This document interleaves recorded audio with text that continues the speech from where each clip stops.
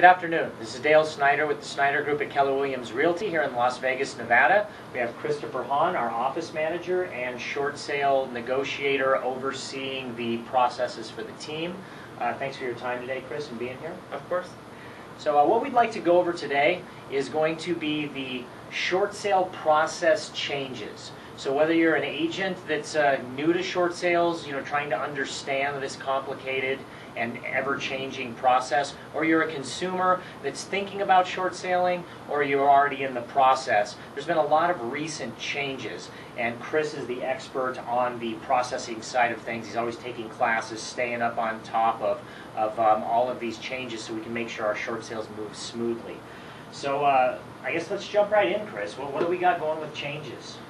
So I guess the most relevant and recent change would actually be with the Department of Justice. They recently settled with some of the larger mortgage holders as of June 15th to better regulate how long it takes those mortgagors to respond to offers. Now they have 30 days to respond to an offer. They do have a slightly longer period of 60 days if there's a PMI, which is a principal mortgage insurance, or half a program involved, which is a little bit longer process. They've also regulated the deficiency guidelines on seconds.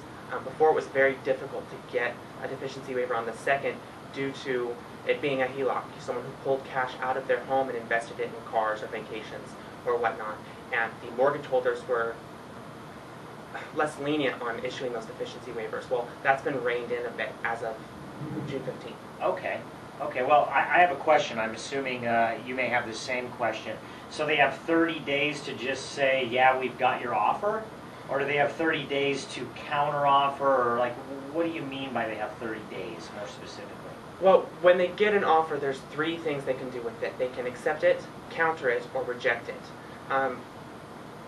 They are getting to it within 30 days as long as our side of it, the agent side of it, is staying up to date with those tasks.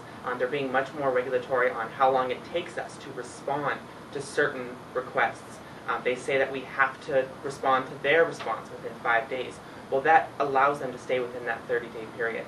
So if we don't give them what they want quick enough, whether it's getting it from the consumer or getting it from a third party, they will end up just rejecting the offer instead of moving forward, or simply letting us know that the reason they can't provide an offer is due to us not responding, and that puts them into that 60-day period. Okay, so I have a question then. So if we comply and give them everything that they need within this 30-day period, the Department of Justice, is that what you said? Yes, the Department of Justice. They will either have to counteroffer or accept that offer within 30 days if we comply with providing everything they need within that time window?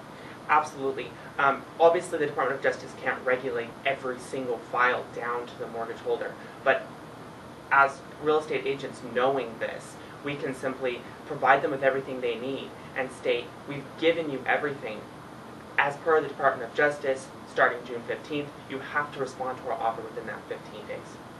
Okay. It's a little bit of a leverage that we can use when negotiating your short sale. Oh, wow. That's really a fantastic change. I mean, I remember 4 years ago when I started doing short sales, the first one was such a nightmare. I think it took 8 months for B of A just to say no to me. Like, they didn't even say why, they just rejected the short sale, and they said, well, the BPO came in at 780 and your offer's 750, and they just rejected it and closed out the file. It Right. took 8 months to get that answer. So that's a monumental change in the short sale process, so that's great news. Yeah, and like I said, it was just up June 15th. Before it was, mortgagors had to respond within a reasonable time. Well, what's a reasonable time when you're forgiving a deficiency? Okay, well, let's move on. If you'd like to talk more about that, feel free to reach out to Chris or I. I'd be more than happy to discuss that. So what else? I hear there's like some negotiator task changes or escalation department. Well, what else do we have going on that's news? Another large item is from Bank of America that's actually changed their equator process, which is a pretty big deal. They have to retrain their departments to follow these new guidelines. As of before, you could initiate a short sale, which was simply submitting a third-party authorization, which was giving us the right to speak to the bank on the borrower's behalf. Then we had to wait until we had an offer. And then once we had an offer, we had to wait for document collection to finish. Document collection to finish to order the BPO. Therefore, expanding that timeline from 30, 60, 90, 120 days. Yeah. With 5 months, 10 months. I mean, really, that's why short sales have a bad reputation, right? Absolutely. Why they call them short sales, we'll never really know, will we? Yeah, right. So, what the new system allows is for those tasks to be initiated at the same time.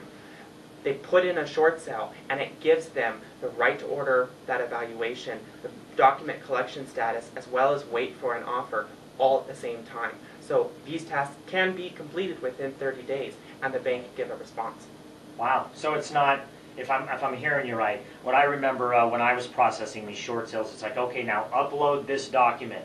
Okay, we will let you know we have it within 2 to 4 business days. Now upload this document. We will let you know in 2 to 4 business days. So next thing you know, it's 45 days, and we've really done nothing more in the short sale process. Right. I mean, well, that's not the best verbiage. We haven't gotten anywhere in the process, but it's taken us like a month just to get all the documentation in. Whereas now you're saying this can be going simultaneously, so it'll shorten that window drastically? Is that what I'm hearing? Absolutely. Document collection status is half of the short sale process.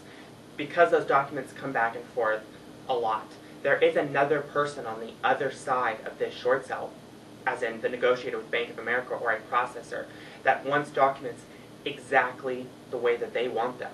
That changes from the person you use to the next. And so sending those documents back and forth is pretty much just a long process. What allows now is other items to be going on all at the same time, not submitting a document, waiting for them to review it and send it back for us to correct it, and so on and so forth with the hundreds of documents that we have to fill out, complete, and submit. Yeah, excellent. Well, these are some drastic changes, and it's a great thing for us as agents and you as the consumer to really streamline this approach. So just in summary, when we're talking about this document collection, we're referring to the Equator system. And the Equator system is basically the portal, if you will, that we communicate back and forth with to, Bank of America, Wells Fargo, or what other lending institutions use Equator? GMAC uses the Equator system. You have to submit in your package and they will initiate it from their side, but they do use it, which is great. There's also some other small ones, Flagstar, NationStar, I believe is one of them. Okay. What's really great is just 2 weeks ago, the VP of Chase announced that they will be using Equator by the end of the summer, which is That's huge, fantastic. huge deal. They're still in the fax era, worried to fax in our documents, call them to make sure they got them, tell us their fax machine's not working for the billing time. And we're sending them 70 pages at once.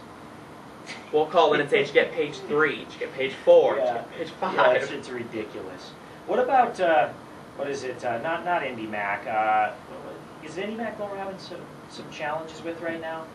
They're not using, they don't use the Equator system no, either, they right? don't. And they really don't even have a short sale department, right? Some of the, that is correct. Some of the smaller mortgage holders simply don't have a high majority enough of short sales to create a department yet. I'm feeling that they're going to get there. Well, they're going to have to eventually. because there's this huge push to short sales Absolutely. rather than foreclosing. So they're all going to have to develop some sort of department from within. Some sort of systems. Right now it's, I'm a loan processor that's doing the same equity and VA loans and also having to deal with short sales. Oh, it's MetLife. I wasn't thinking, it's not IndyMac. It was MetLife it took us some time to even get in touch with somebody. MetLife is another one. IndyMac is the same thing. There's not really a huge volume that they have. MetLife is not one of the greatest, certain. We're going back to the Bank of America old days where we submit a document and we call in for a week and they still won't confirm that they've got it. That it's in this department or that department or this is the person you have to talk to. Yeah, we can get it done. Just, you got to be patient with this. And Absolutely. The most important thing, I guess, in summary, I don't want this video to turn into a 30-minute episode, but in summary with everything, it really depends on the lender we're dealing with. But there are a lot of guideline changes, so if you can reach out to Chris or I, we'd be more than happy to give you a free consultation going over this information with you. Do you have anything else to add in closing, Chris? No, I don't. Thank you very much for having me. Yeah, you bet. Thank you for your time. Once again, it's Dale and Chris with the Snyder Group at Keller Williams Realty here in Las Vegas talking about the short sale process changes. Have a great day.